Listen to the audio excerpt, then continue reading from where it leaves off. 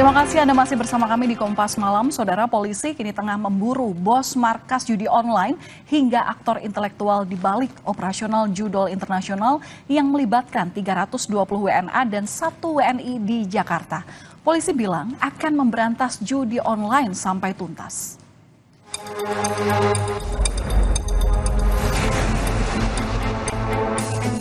Bareskrim Polri menggerebek markas judi online internasional di kawasan Hayam Wuruk, Jakarta Barat akhir pekan lalu. 320 warga negara asing ditangkap. 275 orang diantaranya ditetapkan tersangka. Polisi juga menangkap 1 WNI yang sebelumnya pernah bekerja di Kamboja pada sindikat serupa. Para tersangka menjalankan operasional judol internasional dengan tugas yang berbeda-beda, mulai dari telemarketing, administrasi, hingga operator. Investigasi harian Kompas pada Oktober hingga Desember 2023 mengungkap, judol di Indonesia diduga kuat terkait erat dengan entitas bisnis perjudian yang memang legal di Kamboja. Situs-situs judi yang dioperasionalkan menyasar target pasar pejudi di Indonesia, termasuk kalangan menengah ke bawah. Tim investigasi harian Kompas menemukan situs judol berbahasa Indonesia berada di kota Sihanoukville dan menemukan beberapa WNI terlibat dalam jaringan judol di Kamboja. Keseriusan negara memberantas judol hingga ke jantungnya sangat dinanti. Polisi kini tengah memburu bos markas judi online, pengendali utama hingga aktor intelektual di balik operasional judol internasional. Dalam hal pengembangan, kami akan melakukan koordinasi dengan instansi terkait untuk melakukan penelusuran, baik itu aliran dana maupun sponsor daripada mereka atau para pelaku yang mendatangkan ke sini, termasuk melakukan penelusuran terhadap siapa yang menyewa, sponsor, dan yang menyediakan sarana dan prasarana bagi para pelaku.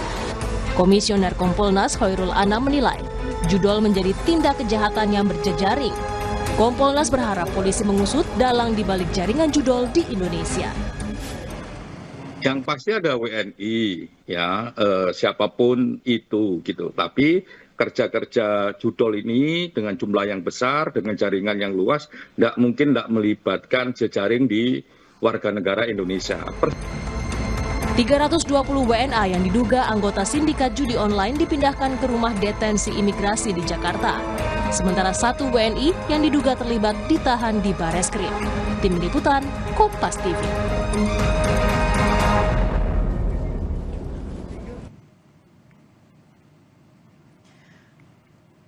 Dan saudara, hingga saat ini proses investigasi tentu masih didalami oleh pihak kepolisian. Usai penangkapan ratusan WNA yang terlibat operasional judi daring, polisi menyebut ada pergeseran operasional ke Indonesia karena sejumlah alasan. Diketahui pula bahwa daerah Indochina, khususnya Myanmar, Kamboja, Laos, Vietnam, yang selama ini menjadi basis-basis dari perekrutan dan aktivitas tindak pidana daring yang sasaran korbannya transnasional, sasaran korbannya selalu warga negara asing. Setelah ditertibkan mulai terjadi pergeseran ke Indonesia dan itu tentunya sudah kami antisipasi dan kami prediksi. Dan bagaimana menyelamatkan Indonesia dari cengkraman judi online, kita akan bahas bersama dengan penasihat ahli Kapolri Arianto Sutadi dan juga editor harian Kompas yang pernah melakukan peliputan investigasi judi daring di Kamboja, ada Sari Febrian. Selamat malam Pak Arianto dan Mbak Sari, apa kabar? Selamat malam, terima kasih Mbak. Iya, Pak Arianto, sebelumnya kami perlu mengapresiasi langkah cepat polisi terutama dalam mengungkap praktek judi online internasional yang melibatkan banyak sekali jumlahnya, 320 warga negara asing dan juga 1 warga negara Indonesia. Nah, jadi dari penangkapan ini, Pak, ini kan kita melihat bahwa kasus judi online ini sudah seolah ada ekosistemnya, ada pasarnya begitu. Nah, bagaimana polisi ini bisa serius untuk memberantas judi online ini? Ya, kalau saya ya Mbak, terus terang saya surprise ini. Ada penangkapan judi, tapi judi online, tapi penangkapannya kok seperti kayak model kita tuh nangkep judi tradisional kan gitu. Dulu bayangan kita ya, anatomi daripada judi online itu kan servernya nggak ketahuan, kemudian bahkan kebanyakan bandarnya ada di luar, sehingga kita nggak bisa nangkep bandarnya kan, hanya menangkap para pelaku-pelakunya di lapangan. Nah ini aneh ini karena ternyata dia pusatnya ada di Indonesia dan secara manual ada di situ. Nah itu kan sudah katanya ini sudah 2 bulan sih yang terjadi di sini gitu. Ya, itu kan menunjukkan bahwa kekurangnya kita itu apa kecanggihan kita itu untuk mendeteksi bahwa itu akan terjadi seperti itu. Terus terang menurut saya sih saya nggak tahu ya saya sudah lama nggak di polisi. Tapi ini anatomi judi yang seperti ini saya baru dengar ini judi online namanya online tetapi anunya apa tuh pusatnya offline kan gitu. Jadi makanya itu ini saya kira ini menjadi apa ya perhatian kita dan ini terjadi seperti itu mungkin seperti tadi desakan oleh dari ya, polisi tadi mengatakan bahwa karena yang tadinya yang sumber-sumbernya ada di luar itu seperti Kamboja di Myanmar dan sebagainya sana ditekan akhirnya pindah ke sini gitu kan. Nah itu model baru kan berarti modus yang baru. Nah, dengan ketertangkapannya ini mereka ini, kalau bagi saya sih ini sangat menguntungkan bagi polisi ya untuk melacak karena jejak digitalnya ada di sini, jejak-jejak daripada kejahatannya ada di sini, sangat memudahkan kita untuk melacak siapa dadernya ataupun siapa sumbernya gitu. Kurang lebih begitu, Pak. Ini sementara ini. Oke, apakah kemudian bisa mendalami siapa aktor utamanya dari penangkapan sejumlah orang, 320-an orang ini di Barreskrim Polri? Kita juga akan tanyakan dulu ke Mbak Sari. Mbak Sari, dengan kejadian yang kemarin, penggerebekan dan menemukan 320 WNA dan 1 warga negara Indonesia yang terlibat, apakah ada kesamaan pola dari proses penangkapan yang pernah Anda dalami dalam investigasi di tahun 2023 lalu? Mungkin saya lebih condong melihatnya corak ya, corak kejahatannya. Jadi sebenarnya apa yang kita lihat kemarin atau hari ini saat ini bagaimana pusaran judi online itu sudah berani bermarkas di Indonesia yang notabene adalah masih ilegal ya, yurisdiksi wilayah hukumnya tuh masih mengilegalkan yang disebut dengan judi online. Beda dengan di Kamboja. Kamboja itu legal ya.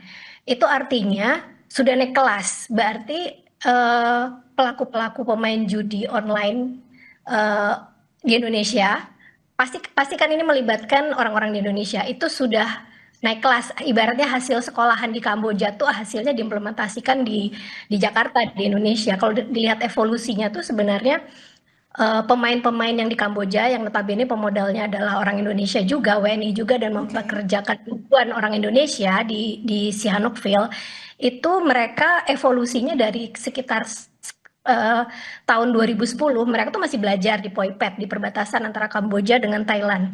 Lalu ketika Sihanoukville menjadi pusaran judi online yang dilegalkan di Kamboja, Sihanoukville menjadi tumbuh dan mereka bermarkas juga di situ. Pemodal orang Indonesianya juga berinvestasi di situ, memperkerjakan ribuan pekerja Indonesia. Lalu ketika sekarang kemarin kebongkar di Jakarta dan melibatkan 300-an WNA, itu artinya dari sejak investigasi kami 3 tahun lalu sampai hari ini, judi online itu bukan malah meredup, tapi menjadi industri yang makin mapan dan makin berani karena beroperasinya di wilayah yurisdiksi yang mengharamkan itu masih ilegal gitu, yang ilegal. Sementara di Kamboja kan dia tadi saya bilang sebenarnya legal, cuman dia memakan pasarnya orang-orang di Indonesia dan merugikan konsumen menengah bawah di Indonesia. Nah, jadi Mbak Sari kalau Anda melihat kasusnya penggerebekan yang ada di Indonesia ini justru jadi pasar korban atau juga basis operasi sekarang ini? Menjadi dua-duanya ternyata sekarang. Semula ketika dia masih menjadi pusarannya hanya di Kamboja, di Sihanoukville, kita hanya sebagai pasar kan seolah-olah jadi sasaran. Tapi ketika sekarang udah bermarkas di sini, artinya mereka juga melihat aman nih. Berarti di Jakarta untuk bermarkas, berarti kalau aman artinya apa? Berarti ada jaminan keamanan. Siapa yang bisa memberi jaminan keamanan mereka beroperasi di sini? Itu pertanyaannya kan. Kok mereka sudah berani kok di sini? Nah, apakah ini juga akan diketemukan oleh penyidikan? Tentu nanti kita akan menunggu. Pak Arianto, polisi bilang bahwa basis judol ini geser ke Indonesia. Apakah ini termasuk alarm bahaya bahwa judol bisa dikatakan makin besar? Bagaimana deteksi dininya supaya jangan sampai Indonesia jadi tempat baru operasi judol internasional? Kalau saya sendiri, Mbak, maaf ya, saya sendiri agak awam dengan masalah judol ini. Tetapi saya lebih banyak menyoroti tipe-tipe daripada praktek perjudian itu ya. Kalau kemarin-kemarin itu bandar-bandar judol itu kan, dia bermarkas di luar karena di sana judol itu tidak dilarang, sehingga dia merasa aman kan, tidak terganggu. Ya. Nah kemudian tapi pangsanya kan ada di Indonesia ini. Nah kemungkinan nih ya mereka berpikir bahwa ternyata di Indonesia itu marak banget kan kemarin itu. Tapi kemarin kita maraknya di sini kan hanya karena kesulitan karena bandarnya ada di luar kemarin itu sehingga nggak bisa nangkep gitu kayak gitu. Nah mungkin mereka merasa bahwa di Indonesia itu lebih kok lebih ramai sana, dia pindah ke sini gitu. Nah cuman ternyata setelah pindah ke sini kita bisa menangkap. Nah, ini mungkin ini mereka akan berpikir ulang ini menurut saya sih perkembangannya gitu. Tapi ini menunjukkan bahwa ternyata kalau seandainya itu ada indikasi untuk kita tuh mendapatkan informasi di sinilah pusatnya, kemudian di sinilah prakteknya, kita bisa menangkap polisi itu gitu. Kemarin walaupun sudah 2 bulan di sini kan baru ketangkep kan gitu kan. Kalau yang bagus kan baru buka judi itu begini Mbak. Kalau di Indonesia itu yang namanya perjudian itu dari pengalaman saya dulu tuh, judi itu bisa berjalan itu kalau ada diizinkan oleh aparatnya. Itu yang dari dulu kayak gitu. Kalau tidak itu pasti baru buka langsung bisa digerebek. Beda kalau dengan judol ini, kemarin kan judol terjadi bolak-balik di sini, tapi karena kan anunya kan sumbernya kan kita ternyata dari luar bukan di sini, jadi susah itu untuk ditangkap. Nah sekarang ini begitu ini ada, makanya saya herannya apa? Ini judol, tetapi kok sistemnya gak konvensional, mengadakan di sini pusatnya di sini yang mudah sekali untuk ditangkap kan gitu. Oke. Jadi kira-kira itu maraknya itu karena mungkin ya dilihat Indonesia marak mungkin wah dia beranilah buka ke sini gitu. Nah, ternyata kan di sini ditangkap kan gitu kan. Dengan penangkapan sekali ini saya kira nanti apabila dia praktek di tempat lain gampang sekali itu kita nangkap asalkan masyarakat mau melapor kan gitu. Oke. Itu kira-kira. Oke, Mbak Sari tanggapan Anda, jadi butuh apa saja untuk bisa memberantas judol sampai ke jantungnya? Ini sebenarnya masalahnya masih sama kayak 3 tahun lalu. Kenapa judi online bisa ada? Entah itu yang di Kamboja, entah itu yang di sini. Ada judi judi online bisa tetap hidup itu kan karena ada ekosistem yang mendukung artinya. Ada tiga aspek dari ekosistem itu yang menjadi penopang utama. Yang pertama adalah pemodal, yang kedua adalah eksekutor, jadi jasa pembuatan websitenya, konsultannya itu ada semua. Lalu yang ketiga yang ternyata sangat-sangat paling krusial adalah gerbang pembayaran, akses pembayaran. Ini yang belum disentuh-sentuh. Saya lihat dalam 3 tahun terakhir sejak kami investigasi 3 tahun lalu. Gerbang pembayaran apa maksudnya? Judi itu bisa terjadi karena orang bisa bayar depo dan bisa withdraw, bisa tarik. Artinya bagaimana ceritanya pemerintah belum bisa juga atau aparat belum bisa juga memberantas rekening-rekening yang menjadi penampung depo di situs-situs judi online. Padahal PPATK punya semua data itu, punya semua rekening-rekening yang menampung depo dan bisa withdraw. Itu semua bank di Indonesia, bank-bank besar di Indonesia itu tercantum semua di situs-situs judi itu. Dan itu rekening-rekening itu adalah hasil jual beli secara ilegal. Jadi kayak Mbak Valen misalkan datanya diminta dibeli nih, Mbak saya beli identitasmu, nama, identitas pribadi untuk buka rekening. Lalu atas nama rekeningnya Mbak Valen itu saya cantumkan di situs judi saya untuk menerima rekening depo, sehingga saya nggak terdeteksi kan. Nah itu yang terjadi, itu yang belum disasar juga sampai sekarang. PPATK sudah memberikan datanya kan, kalau dalam prinsip investigasi kejahatan itu adalah follow the money ya. Nah itu yang tidak dilakukan, yang belum juga terlihat hasilnya. Jadi kayak penggerbekan kemarin yang barusan ini itu kesannya jadi kayak sekedar performatif karena belum bisa menukik ke jantung dari judi online itu sendiri, itu rekening. Ya, Ketika rekening rekening ini dibekukan, itu kerap kali isinya udah kosong. Nggak ada, itu bisa ditanya ke PPATK. Dan PPATK hanya bisa memblokir sementara waktu kalau tidak ada tindak lanjut pemidanaan terhadap rekening-rekening itu. Akhirnya dibuka lagi terpaksa.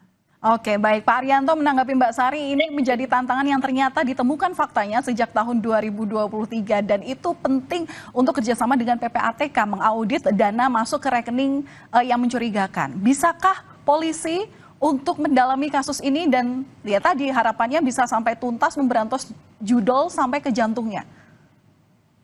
Kalau saya katakan singkat ya, sorry saya ini keras saya ngomong. Tidak akan mungkin bisa polisi itu memberantas judol itu tadi, karena kalau pakai sistemnya yang disarankan oleh Mbak tadi ya, saya sependapat ya. Yang namanya kejahatan kayak gini nih Bu ya, ini tidak polisi tidak akan mungkin bisa menangkap kalau sarana aturannya itu tidak mendukung. Seperti sekarang selama ini saya dulu menyarankannya, yang namanya PPATK itu kan hanya dikasih kewenangan untuk memantau. Kemudian kalau udah gitu lapor ke polisi. Gitu. Kenapa nggak langsung dikasih kewenangan dia untuk memfreeze? Kalau itu dicurigai, freeze gitu. Kemudian dia juga boleh ikut menyidik. Sehingga tidak lari itu barang itu. Oke Pak, jadi singkat saja, menurut Anda, analisa Anda, langkah penting mendesak yang harus dilakukan Polri setelah mengungkapan ini apa? Perubahan aturan itu tadi mengenai follow the money itu dikasih kewenangan pada yang tahu bisa memonitor itu langsung punya kewenangan eksekusi untuk menghentikan itu sehingga memudahkan kita untuk menangkap pelakunya aliran dana itu untuk penipuan maupun untuk judol. Saya kira itu kalau sekarang itu hanya curiga pada polisi nggak bisa mengungkap polisi susah itu Bu. Yang tahu kan alirannya PPATK. PPATK cuma memberi sementara kemudian sebulan buka lagi kan gitu. Baik. Sementara temuan PPATK sampai ke polisi kadang-kadang nggak ditindaklanjuti gitu. Kenapa nggak aturannya aja dirubah? PPATK boleh meriksa dan kemudian dikasih kewenangan untuk memfreeze dan kemudian bersama-sama dengan polisi melakukan penyidikan sehingga ketangkap semua itu para pelakunya. Itu saran saya gitu menanggapi judul yang sekarang ini. Baik, kita nantikan seperti apa pendalaman lebih lanjut, terutama terhadap para tersangka yang saat ini sudah ditetapkan oleh polisi. Terima kasih sudah berbagi analisa Anda kepada kami di Kompas Malam Kompas TV, Penasihat Ahli Kapolri, Pak Arianto Sutadi, dan sebelumnya Editor Harian Kompas, Mbak Sari Febriani yang sudah menyempatkan waktunya untuk kami. Terima kasih, salam sehat selalu. Saudara, kami akan kembali usai jeda dengan informasi mengenai Presiden Amerika Serikat Donald Trump yang dijadwalkan akan berkunjung ke Tiongkok pada pekan ini. Trump diperkirakan akan mendesak Tiongkok untuk menekan Iran.